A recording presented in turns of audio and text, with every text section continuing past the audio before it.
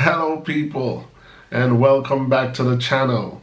If this is your first time on the channel, welcome to the channel.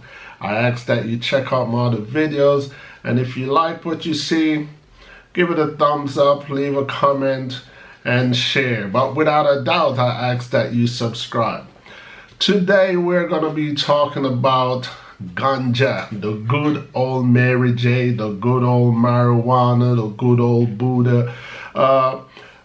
A subject, a plant, a drug, a controlled substance that all Jamaicans are aware of, most Jamaicans have great knowledge about.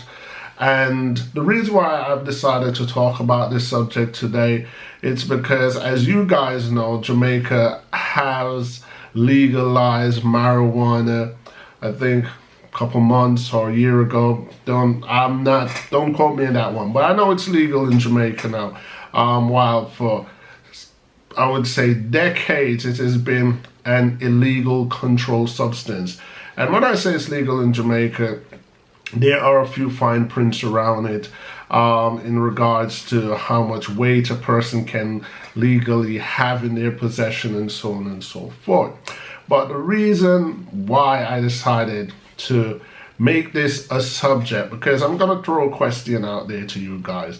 As a matter of fact, let me throw that question out there now, and then you'll see where I'm going to go with today's conversation. Who do you think should be issued license for cultivating marijuana in Jamaica? The people in the suit and tie, or the countryman, the bushman, you know, the person who went to university to study the plant, or the person who is most likely uneducated, but when it comes to growing ganja, they are professors. Maybe not by paperwork, but they know that bush, they know that plant, they know everything about it, even though they don't wear white coats and they don't have the cleanest fingernails. So that's pretty much the where I'm going this morning, because I was watching a program on television, and I briefly heard as if, well, the little man is about to get pushed to the back, and it's going to be all these people that's wearing suit and tie that went to school. As a matter of fact, let me just be a little more blatant. The people who used to turn their noses up on the ganja man, the people who used to, the snobs of Jamaica, who used to look down and persecute the ganja man when they used to cultivate them and sell them in the brown paper. Now that the drug and the plant has been legalized, these people, because they are Jamaicans, are saying, well, they're more qualified. And as you can tell by my tone, I'm in total disagreement with that. When the world looks at Jamaica, the world looks at Jamaica the same way it looks at any other country, you know. So let me clarify something up for non-Jamaican viewers. Like citizens of Sierra Leone, where there are tons of diamonds, not everybody has diamonds, not everybody wear diamonds, but most people of Sierra Leone, my guess would be, they know diamond. They can tell you what's a good diamond from what's a rubbish diamond. It's kind of like people from China. Everybody, I'm sure, knows how to use a chopstick, but not necessarily use a chopstick. You know, they can tell what's a good chopstick from what is not a good chopstick. They can tell how do you hold a chopstick properly from how you're holding it improperly. Same in Jamaica. Stereotype is that all Jamaicans smoke weed. Well, let me clear that up. And I'm going to clear it up at an alarming rate to say to people, 90% of Jamaicans do not indulge in the smoking of marijuana. mainly because we were brought up that marijuana, which is a stimulant, which is a controlled substance, we were brought up being told that marijuana gave an impact on the brain, which it does, but we were kind of told that it was a negative impact. So most Jamaicans don't smoke. Most Jamaicans don't smoke, period, you know, whether it's cigarette or whether it's weed, you know, but most Jamaicans don't smoke. Interestingly, as I've traveled, I've known Jamaicans that grew up all their life in Jamaica and they didn't smoke marijuana. And when they moved to a foreign country, they found some reason, you know, that, well, I'm in foreign now, I have to represent what these foreign people expect of me as a Jamaican, so I'm going to start smoking weed. I've seen that in many cases, you know. Call it peer pressure, call it overall pressure, call it what you will. But anyway, my take, if any Jamaicans out there disagree with what I'm saying, just write it in your comment, because positive or negative comment I welcome in this channel. This channel is all about each one teach one. Anyway, so the program that I was watching is as if there's a debate about who should be more qualified for getting ganja manufacturing or ganja cultivating license in Jamaica. Come on now, that should not even be a debate, you know. The countryman has been oppressed for generations. Their family, I mean, the people who actually have experienced the oppression, they're probably old men now, some of them are probably past, but they have children and grandchildren who knows the trade, who learn the trade. And illiteracy is still a very strong crippling element in Jamaica when it comes towards reading and writing and so on and so forth.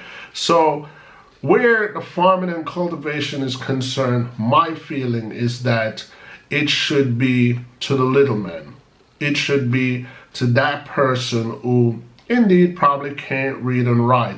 So at the same time, to have a good business, if we're going to do legalizing marijuana and distribution on a world scale, they're going to be requiring a collaboration. So we do need some business brains in the mix of it. We do need someone who has graduated from high school and university and know what they're doing business-wise. But in reality, we don't really need any guy in glasses and a white coat walking around marijuana, picking it up, smelling it, and saying, well, yeah, this is good marijuana and this is of the grade we want.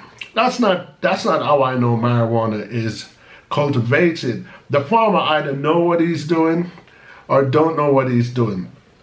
Let's use myself for example. I'm a non-smoker. Don't smoke cigarette, don't smoke weed. But considering that I was born in Jamaica and brought up in Jamaica, I've seen marijuana. I've seen all grades of marijuana around me.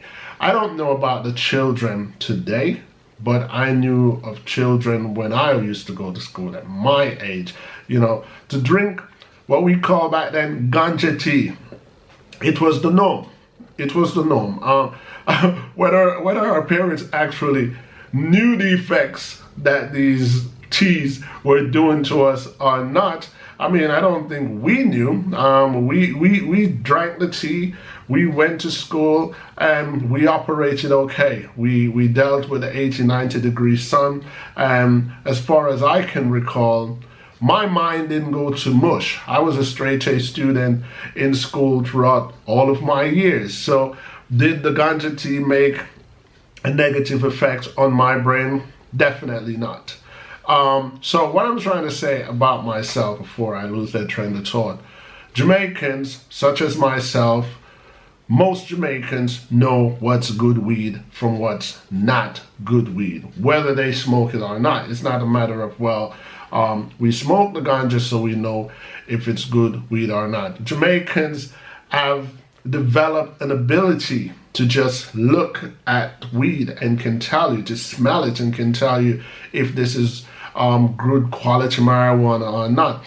I would throw it out there and guess that maybe 60 to 70% of Jamaicans has that ability, and they are not necessarily weed smokers. So my argument today is definitely in support of the little man, the countryman, that person who used to be looked down on, that is a criminal and he should go to prison because he's growing weed or he's cultivating marijuana. Now that it's been a legal plant in Jamaica, and Jamaica is seriously considering legal distribution worldwide, this is where the little man should benefit an opportunity of wealth, just because he's a Jamaican, just because that's the world that he was born in, you know, because this is something that I vouch that most Jamaican, especially country Jamaican, they know their weed. If you guys agree, give me input. If you guys disagree, tell me why. So bottom line, my argument is that where the cultivation of ganja in Jamaica is concerned, the little man should be considered first. Where the distribution and business aspect is concerned, it should definitely go to someone who is qualified with business and qualified educationally, who graduated from an educational institution with remarkable grades, and he knows accounts, he knows distribution, knows logistics, and so on and so forth. Maybe that area, the weed man, the ganja man, the farmer himself could be lost. You know, maybe that's that area. So collaboration, in my view, is definitely relevant. But without a doubt, I ask that the Jamaican government consider my plea that you do not rule out the Rasta down the road, or you do not rule out Babu or him kids them. You do not rule out the common people, because when it comes to ganja in Jamaica, it is a common plant. And for all you non-Jamaicans, know it for a fact, you know, ganja, the controlled substance, aka the drug, not all Jamaican partake in smoking weed. Some Jamaicans still believe that it is a controlled substance, which it is, but some Jamaicans believe that sober is the best way to be. And it has been proven over the years to us Jamaicans and to the world that marijuana itself is a great medication. So all this time, the Rastas and the little man who didn't make it to school knew something over the professors of Harvard and the professors of Yale and so on and so forth. Give credit where credit is due.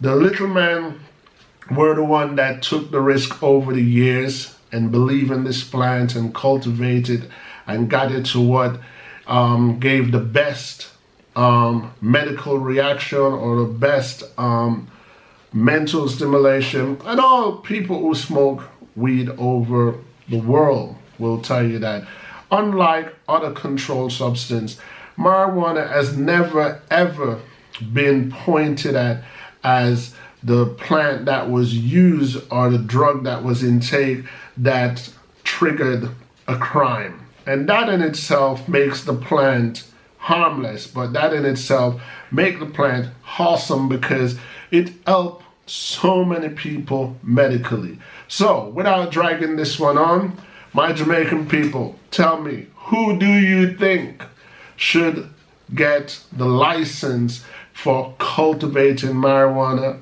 and why? Until next time, peace.